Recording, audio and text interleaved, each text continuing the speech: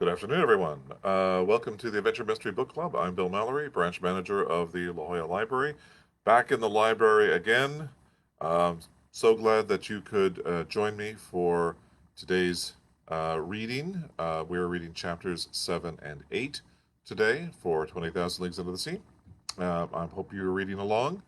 It's always more fun, I think, when you kind of participate in this as well. And as always, any comments or questions or opinions are certainly welcome. Go ahead and add those into the Facebook page.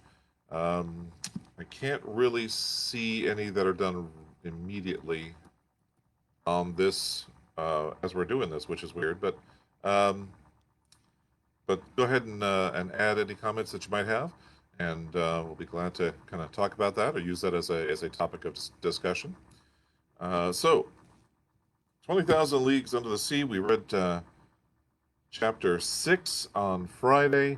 Um, Once we were able to get through it, we found out that our hero, professor of marine biology, Pierre Aronnax, is aboard the American naval ship, the Abraham Lincoln, in search of the giant narwhal that they believe is using its horn to ram ships and sink them.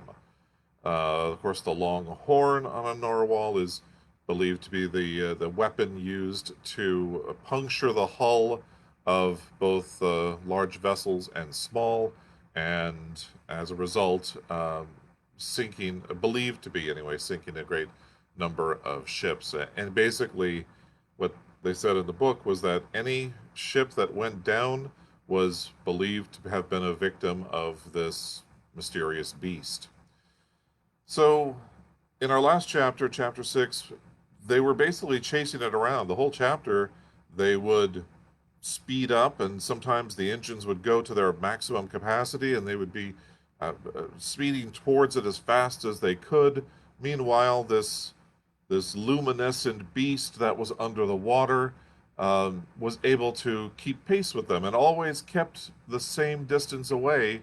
Was always able to swim under the water um, as fast as their ship was going, and then when it wanted to, it would go that much faster and just kind of get away from them or circle around, and it was kind of playing a little catch me if you can, and and it was clear that the this mysterious underwater beast was uh, much stronger, much faster, and sometimes smarter than the Abraham Lincoln or its captain, Commander Farragut.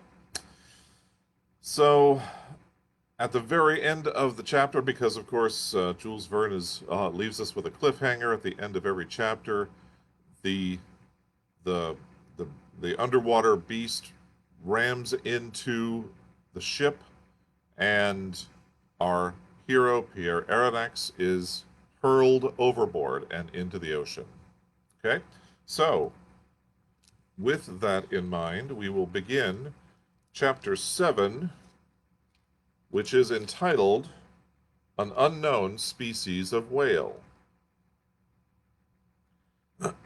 Even though I was surprised by this unexpected fall, I still have a very clear memory of my sensations at the time. I was first of all dragged down to a depth of about 20 feet. I am a good swimmer, although I couldn't pretend to equal Byron or Edgar Allan Poe, who are masters of the art, and this dive did not make me lose my head. Two strong kicks brought me back to the surface. My first thought was to try to find the frigate. Had the crew noticed my disappearance? Had the Abraham Lincoln come about? Was Commander Farragut putting a lifeboat to sea? Did I have any chance of being saved? I was surrounded by total darkness, but I could make out a vague black shape disappearing toward the east, its riding lights slowly fading as it got farther away. I felt I was done for. "Help! Help!" I cried, as I swam desperately toward the Abraham Lincoln. My clothes began to get in the way. The water was making them stick to my body. paralyzing my movements. I was sinking. I was drowning. Help! It was my last shout, my mouth filled with water. I struggled against being dragged down to the depths. Suddenly, a powerful hand grabbed my clothes. I felt myself violently brought back to the surface, and then heard, yes, heard the following words spoken in my ear. If monsieur would be so extremely kind as to lean on my shoulder, monsieur would be able to swim much more comfortably. I seized the arm of my faithful Conseil. You, I said, it's you! Yes, answered Conseil, awaiting monsieur's orders. Did the crash throw you into the water along with me? Not at all, but being in monsieur's service, I followed monsieur. This worthy fellow seemed to think this was all perfectly natural. And the frigate? I asked. The frigate?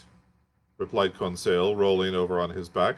I think monsieur would be wise not to count on that too much. What do you mean?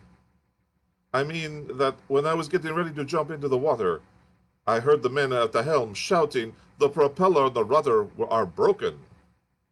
Broken? Yes, broken by the monster's tusk. As far as I could make out, this was the only damage sustained by the Abraham Lincoln. But what's unpleasant for us is that she no longer answers her helm. That means we're done for. Perhaps, Conseil answered calmly. Nevertheless, we still have several hours, and one can do a lot of things in several hours. Conseil's unshakable coolness gave me courage. I was swimming more vigorously now, but I was still hampered by the clothes clinging to me like a lead cloak.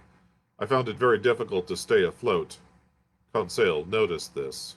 With monsieur's permission, I will make an incision, he said. With this, he slipped a knife inside my clothes and split them open from top to bottom in one fast sweep. Then he quickly took them off me while I swam for both of us. Then I, in turn, did the same for Conseil, and as we continued to navigate next to one another. But the situation was still just as terrifying. Perhaps our disappearance had not been noticed, and even if it had, the frigate could not maneuver to leeward toward us since it had no rudder. So our only hope was lifeboats. Conseil reasoned all this out coolly and laid his plans accordingly. What an extraordinary character! This impassive fellow was acting no differently than if he were sitting in the living room of his house. We decided that since our only chance of rescue lay in being picked up by the lifeboats of the Abraham Lincoln, we ought to manage so as to be able to wait for them as long as possible. I resolved to divide our forces so that we would not both become exhausted at the same time, and this is what we decided to do. While one of us would stretch out on his back with his arms crossed and his legs extended, the other would push him forward. But this was to last no longer than 10 minutes, after which we would change roles, and alternating thus, we could remain afloat for several hours, and perhaps until daybreak. Our chances seemed slim, but hope springs eternal in the human breast. Besides, there were two of us, and as improbable as it may seem, I must admit that even though I tried to destroy all illusion and give myself over to despair, I could not. The collision between the frigate and the whale had taken place at about 11 at night. I, therefore, estimated we would have to swim 8 hours before sunrise. This was just barely possible, taking turns as we did. The sea was calm and tired us little. Occasionally I would try to peer through the thick darkness, which was broken only by the phosphorescence produced by our movements in the water. I would look at the luminous waves as they splashed over my hand, their glistening surface broken only by pale splotches. It was as if we had dived into a bath of mercury. Toward 1 in the morning, a dreadful tiredness came over me. Violent cramps seized my legs. Conseil had to hold me up, and the responsibility of keeping us alive rested with him alone. I soon heard the poor fellow panting. I realized he could not hold out much longer. "Let me go, let me go," I said. "Abandon, monsieur? Never," he answered. "I would prefer to drown first."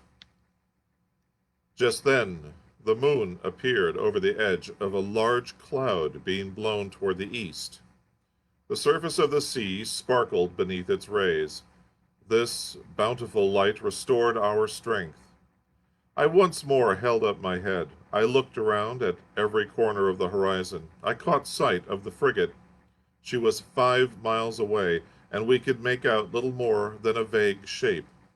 But there were no lifeboats. I tried to shout, even though it would have done no good at that distance. My swollen lips allowed no sound to come out. Conseil was able to articulate several words, and I heard him repeat several times, "Help! Help!" We lay still in the water for a moment and listened.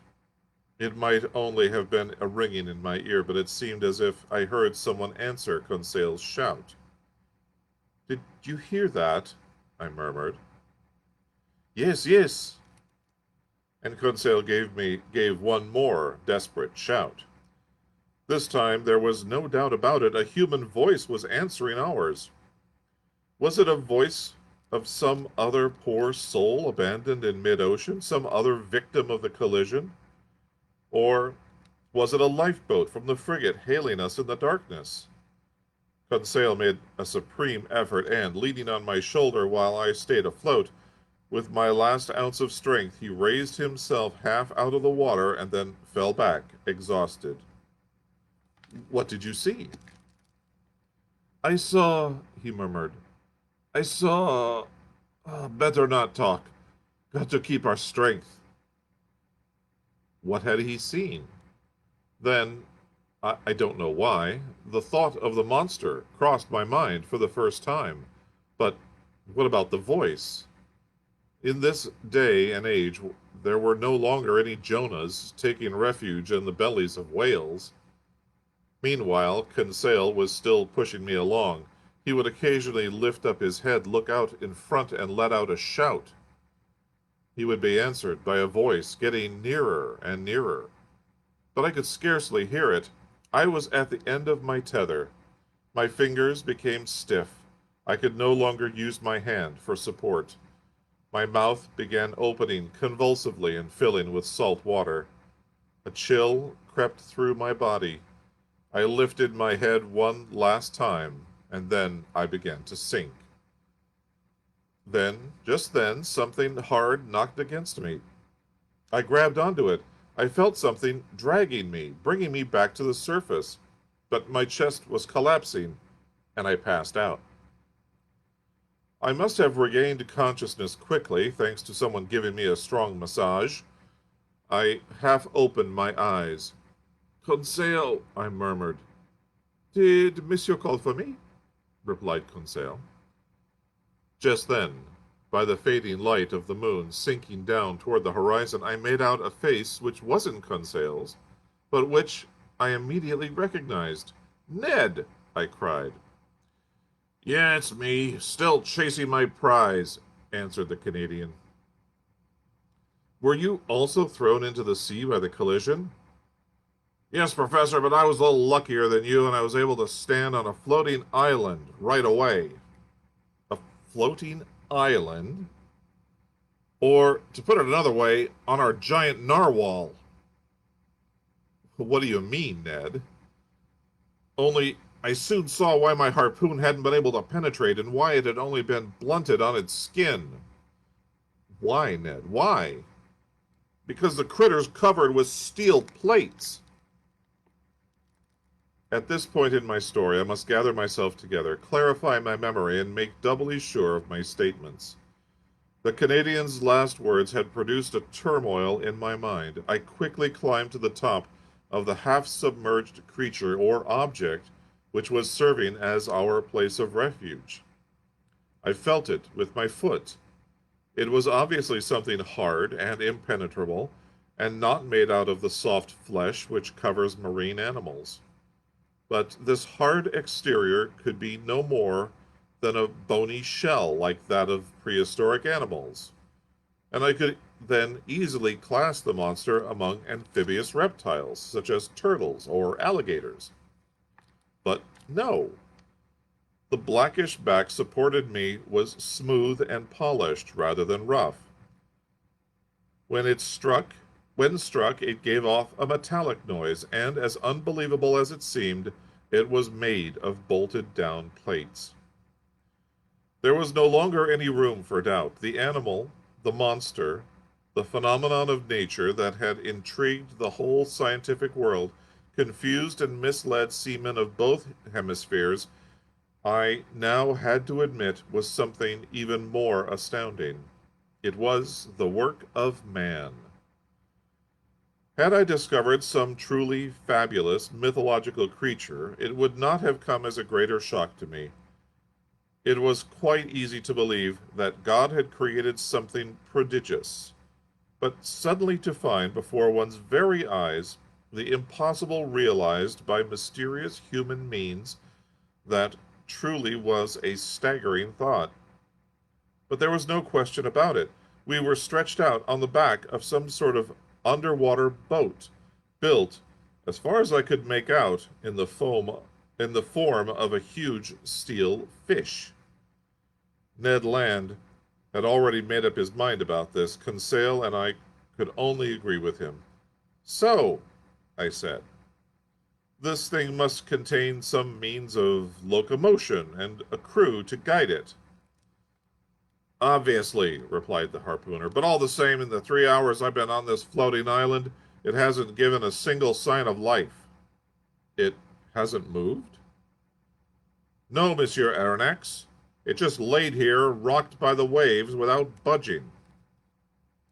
We know, however, and there can be no doubt about it, that it's capable of great speed. Therefore, since such speed must be produced by an engine, and an engine requires a mechanic to run it, I conclude that we have been saved. Said Ned Land reservedly. Just then, as if to prove me right, there was a swirling in the water water to the rear of this strange thing, undoubtedly produced by a propeller, and it began moving. We barely had time to take a good hold on its topside, which was only about 2.5 feet above water level. As long as it cruises on the surface, Ned Land murmured, we'll be all right, but if it takes it into its head to dive, I wouldn't give $2 for my life. He could have made the price even lower. It had, therefore, become urgent to communicate with whatever creatures were inside this machine. I tried to find some opening or hatch, but I could only see steel plates fastened by even, unbroken lines of bolts. Moreover, the moon then disappeared, leaving us in total darkness. We were forced to wait until daybreak to find some means of getting inside the submarine. Thus, our lives depended completely on the whims of the men at the helm of this machine, and if they decided to dive, we were lost. Unless this happened, I was sure we would eventually be able to communicate with them. Moreover, unless they manufactured their own air, they were forced to return to the surface from time to time to renew their supply of oxygen. There must therefore be some opening between the inside of the submarine and the outside atmosphere.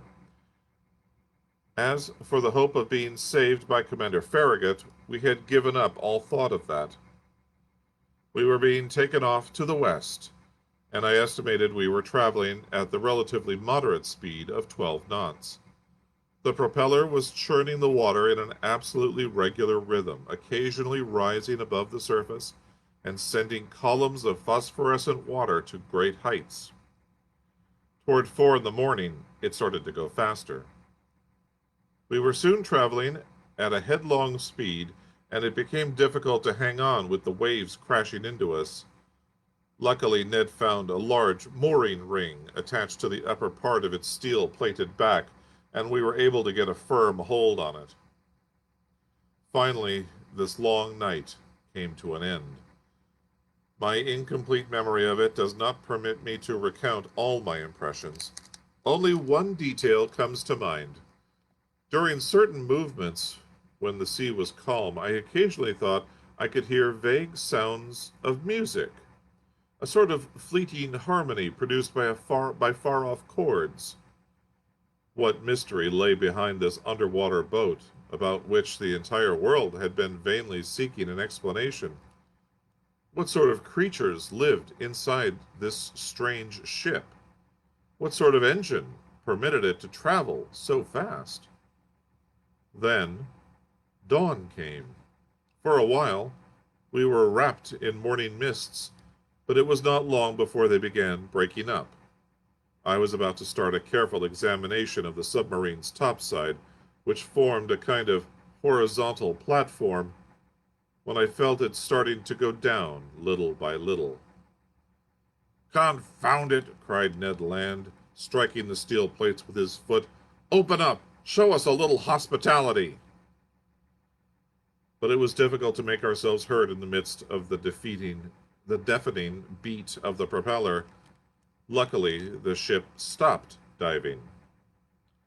Suddenly, there was a loud clanking noise from inside the submarine. One of the plates rose up. A man appeared, uttered a strange cry, and quickly disappeared.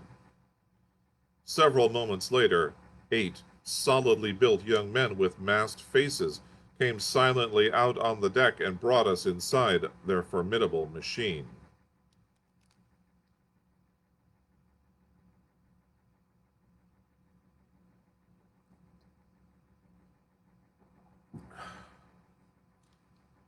Chapter 8. Mobilis in Mobile. This operation of taking us below was carried out roughly and at the speed of lightning. Neither my friends nor I had time to realize what was happening. I don't know how they felt as they were being brought into that floating prison, but as for me, a chill went down my spine.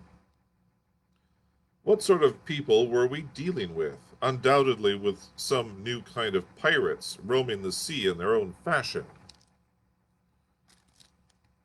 The hatch had barely closed behind me when I was surrounded by total darkness.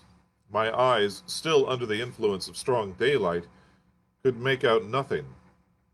I could feel my feet clinging to the rungs of an iron ladder. Behind me were Ned and Conseil, also held firmly by masked men. At the bottom of the ladder a door opened and immediately closed behind us with a loud clang. We were alone. Where? I couldn't say, or scarcely imagine. The darkness surrounding us was so total that after several minutes I could only make out some vague glow floating about in the blackest of nights.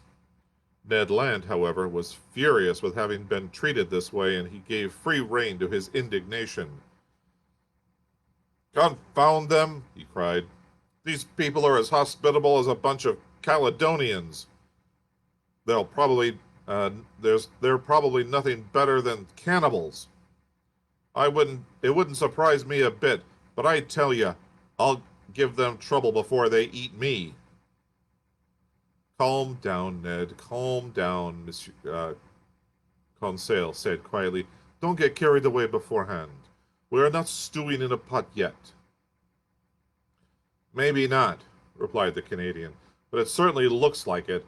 It's black enough in here to be the inside of a pot, but I've still got my bowie knife with me, and I can still see well enough to use it. The first bandit that lays a hand on me—" "Don't get so excited, Ned," I said to the harpooner, "and don't make our situation worse with useless violence. How do we know somebody isn't listening to us? Instead, let's try to find out where we are." I walked with my arms stretched out before me. After 5 steps, I bumped into an iron wall made of plates bolted together. I then turned around and knocked against a wooden table with several stools next to it. The floor of this prison was covered with a thick linen mat, which muffled the noise of our steps. The bare walls revealed no trace of a door or window. Conseil, going around the room in the opposite direction, finally met me, and we came back to the middle of the cabin. It must have been about 20 feet long and 10 feet wide. As for its height, Ned Land, in spite of his great size, could not touch the ceiling. A half an hour went by without event, when suddenly, from nearly total darkness, we were subjected to blinding light. Our prison was suddenly lit up, or, that is to say, became filled with a light so bright that at first I could not stand it. By its whiteness and intensity, I recognized it as being the same electric light that had produced that magnificent effect of phosphorescence around the submarine. After being forced to close my eyes for a while, I opened them again and could see the light was coming from a frosted half globe in the ceiling of the cabin. "Finally, we can see!" cried Ned Land, who was standing with his knife in hand, ready for anything. "Yes," I said, "but we're still just as much in the dark about our situation." "Monsieur must be patient," said the imperturbable Conseil. The sudden lighting up of the cabin had permitted me to examine it carefully. It contained nothing but the table and 5 stools. The door was invisible and probably hermetically sealed. No sound reached our ears. Everything seemed dead inside the boat. Was it going forward, staying on the surface, or diving down into the ocean depths? There was no way of knowing. But there must have been some reason for the light being turned on. This seemed to indicate that some of the crew would turn up soon, for if you want to forget about something, you don't light up their cells. I turned out not to be wrong. There was a noise of bolts. The door opened and 2 men appeared. One of them was short but powerfully built, with broad shoulders, strong arms and legs, a large head, thick black hair, a big mustache, and lively, penetrating eyes. His whole personality seemed full of that vitality which characterizes the people of southern France. I felt, too, that his speech must have been colorful and spicy, but I was never able to verify this, for in front of me he always spoke in a strange and completely incomprehensible language.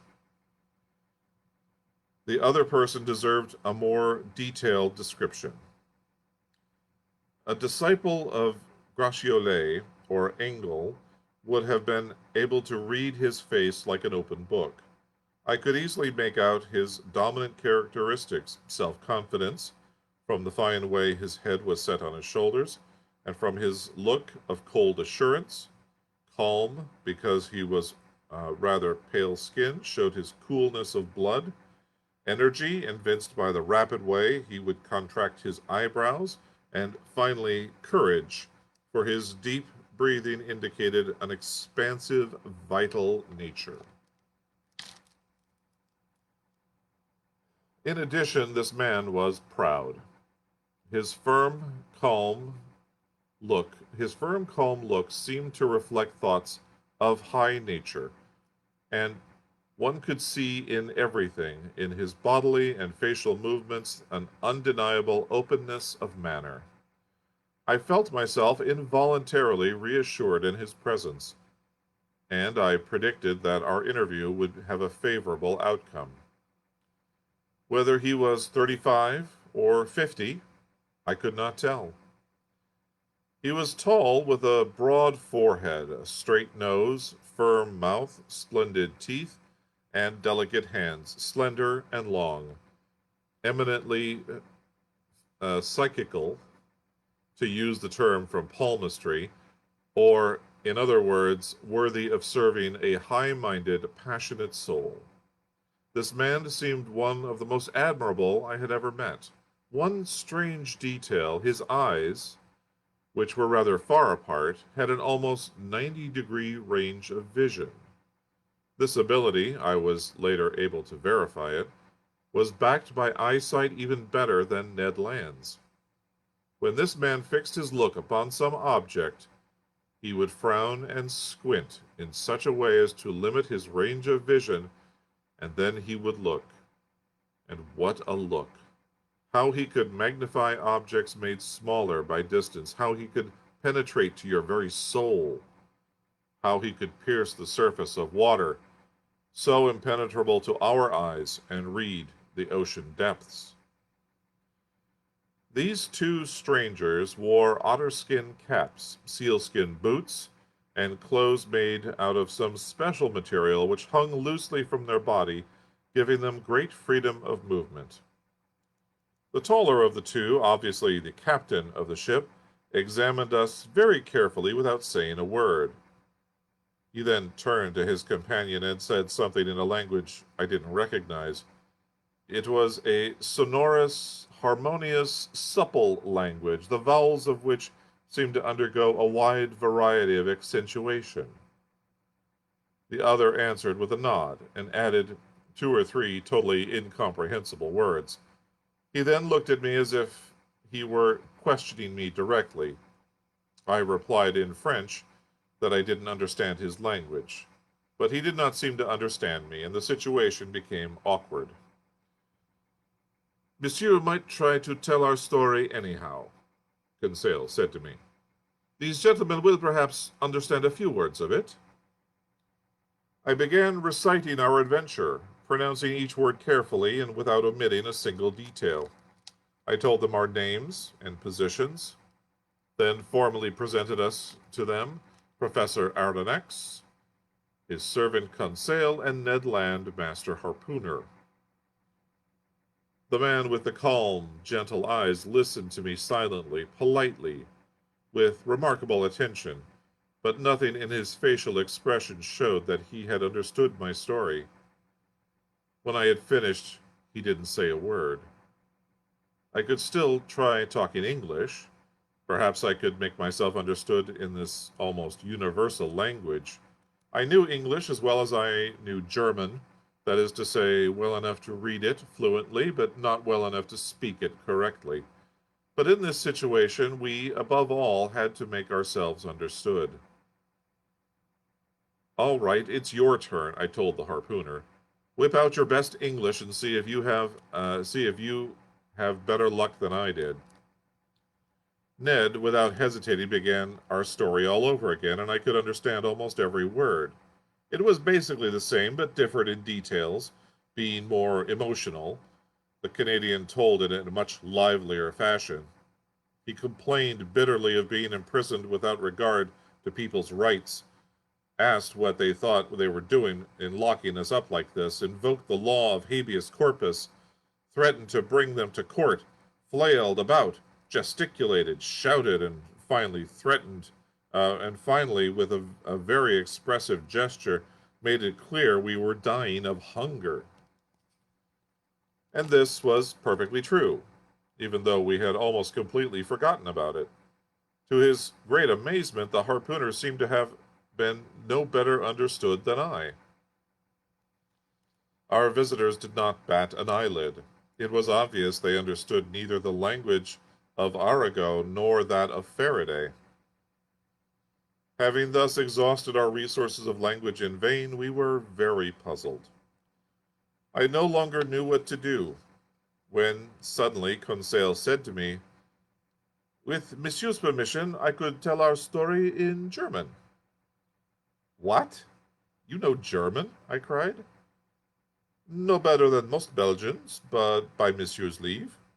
"Fine. Go ahead, my boy." Then Conseil, in a calm voice, recounted for the third time the various details of our story, but in spite of his elegant turns of phrase and good accent, German proved equally unsuccessful. Finally, at my wit's end, I gathered together the remains of my early schooling and started out narrating our adventure in Latin.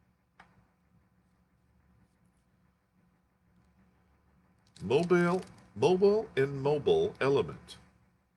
This motto corresponded perfectly to the submarine itself, on the condition that one translated the preposition in by in, and not on. The letter N, undoubtedly the initial of the enigmatic person who commanded this ship as it sailed through the ocean depths. Ned and Conseil spent little time worrying about such things. They devoured their food, and I soon did the same. Moreover, I felt reassured about our fate, and it seemed obvious that our hosts did not want to let us die of starvation. Nevertheless, everything in this world passes and comes to an end, even the hunger of people who have not eaten for 15 hours. Once we had our fill, we felt a great urge to sleep. But this was quite natural, considering we had spent an entire night struggling against death. It certainly is going to be a pleasure to sleep, said Conseil. Me too, replied Ned Land. My two companions stretched out on the floor of the cabin, and soon they were sound asleep. As for me, I felt the same strong need to rest, but I gave in to it less easily. Too many thoughts crowded into my mind, too many insoluble questions occupied my brain, too many ideas kept my eyelids half open. Where were we? What strange power carried us forward? I felt, or rather I thought I felt, the ship dive into the deepest layers of the ocean. I was beset by dreadful nightmares. In mysterious sanctuaries, I saw whole worlds of unknown animals, of species seemingly related to the submarine, living, moving, and terrifying. Then my brain grew calmer, my imagination became lost in a vague drowsiness, and I soon fell into a deep sleep. And that, my friends, is the end of chapter 8. We are well indeed into the thick of our adventure. Our protagonists, our heroes, have now gotten into the vessel, and I'm sure next time we will learn more about it and its mysterious captain. Thank you very much for joining me for today's reading. Join me again on Wednesday at 4 p.m. and we'll read chapters 9 and 10. And I hope you can join me for that. Thank you very much. Have a good rest of your day, and we'll see you again. Bye, folks.